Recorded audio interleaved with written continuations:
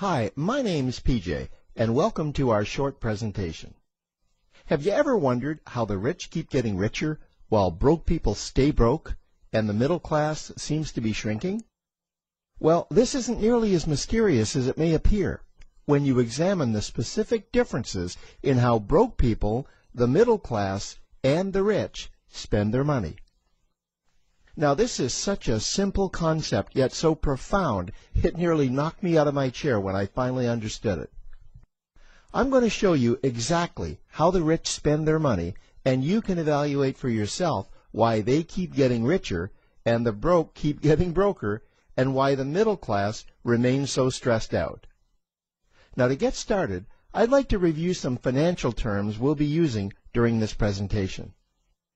The terms that you need to be familiar with are cash flow, which means money you bring in, expenses, which means money you spend, assets. Now, this is the most confusing one.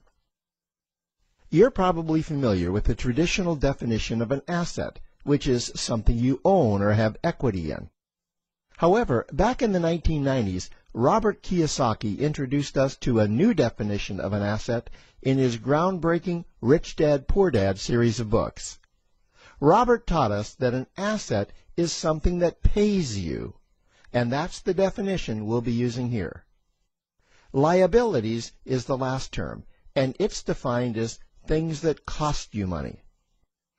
As an example, a house is typically viewed as an asset, but can it actually be a liability?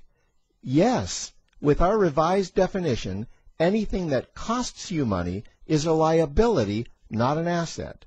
If you have a mortgage, your house is an asset to your banker because it pays him or her every month. But could a house also be considered an asset to you? Yes, in the right circumstances it could, when it pays you money. Let's say you buy a house and you rent it out, and it paid you a positive cash flow every month after all expenses. That would then be considered an asset. Now, one more time with the terms, just to be very clear before we continue.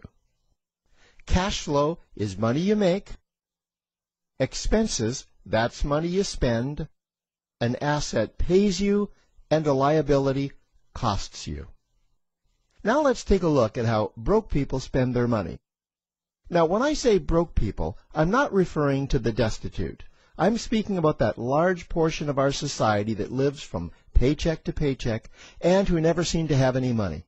In fact, most times there's more month left at the end of their money, and I'm sure many of you can relate to that group. On payday, broke people buy what I'm going to call stuff. Well, what's stuff? Well, that's inexpensive things that people buy that they don't really need to survive. You go into someone's house and you can't find any counter or tabletop space in the whole house because of all the stuff on it. Their house and their cars are full and cluttered with stuff. Well, where do they get all this stuff? They buy it at the flea market, at the garage sale, at the dollar store, at the craft show. So cash flow comes in and then it goes straight out the expense column to buy stuff. You see, broke people never really educate themselves on assets and liabilities. They justify buying all of this stuff by claiming that it costs so little. But over the years, it's all they ever have. The problem is their cash flow never produced or created more cash flow. Now, please understand, I'm not undermining or taking any shots at this or any group. I just see a lot of financial difficulty out there, and it really doesn't need to be that way. Creating wealth isn't a mystery, it's a formula. The only reason someone doesn't create wealth is because they either don't know the formula or they don't apply the formula. Now let's take a look at the middle class. The middle class is the group that society mistakenly thinks are rich. They're not. Yes, they typically earn a six-figure income, and many of them appear rich, but it's what they buy with their money that keeps them prisoners of the middle class. What they typically buy are liabilities. Remember the definition of a liability? Things that cost you. By buying liabilities, the money gets pushed up and out their expense column. Liabilities are items like cars, boats, houses, airplanes, credit card debt. Now let's see just how this happens. The middle class gets a nice paycheck, let's say $10,000 for the month. They then split that down the middle and they pay their monthly expenses with half, and with the other half, they make a down payment on a new car. The car costs $5,000 down, and after they add on the insurance and the maintenance, that liability now costs $1,100 new every single month. A few months go by, and they want a boat, then a vacation home, a Rolex watch on their credit card, a vacation on their credit card. And before you know it, their liabilities have raised their expense levels to near or above their income levels. They actually spend equal to or more than they make, meaning that they have to go to work and make a certain amount of money every single month just to cover their liabilities. The other important issue with both broke people and the middle class is that normally all of their cash flow is dependent on their own effort, meaning that they've educated themselves to exchange their knowledge and expertise for someone's money. Also, the money they earn is usually the highest taxed form of income. Here's an example. An attorney is knowledgeable about law, so people pay him or her in exchange for that knowledge on an hourly basis. The problem here is that if the attorney isn't sharing that knowledge with a client, then the attorney isn't making any money. This causes lots of stress and anxiety in their lives, and if you ever ask them to take an afternoon off to play golf with you, well, they very rarely can because of how much money it'll cost them to take that time off. On the surface, life's pretty good. The reality is that it's a roller coaster ride. That's the middle class. Now, I know this group very well because for a great deal of my adult life, that was me. Now let's take a look at how the rich people spend their money. Rich people acquire assets. Again, an asset is something that pays you. If you want to become rich, buy assets that earn you more money. The money cycle looks like this. Acquire assets that produce cash flow, invest the profits to acquire more assets that produce more cash flow, invest those profits to acquire more assets that produce more cash flow.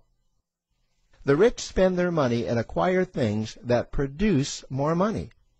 Here are a few examples of assets that produce more money. Investments are the obvious ones: stocks, bonds, real estate. Education is another asset. If you learn how to do something that produces more money for you, and you actually do it, that's buying an asset. There's a great quote that goes, "If you think education is expensive, you should see how expensive stupidity is."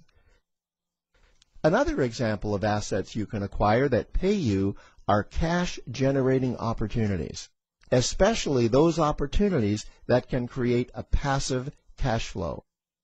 Passive meaning that once you build it up, the money continues to flow whether you're still building it or not. Here's a small example. Let's suppose you bought a pinball machine and you put it in a barber shop, and you don't spend any of the profits. You save them until you can buy another pinball machine and put it in another barber shop. This, by the way, was Warren Buffett's first business.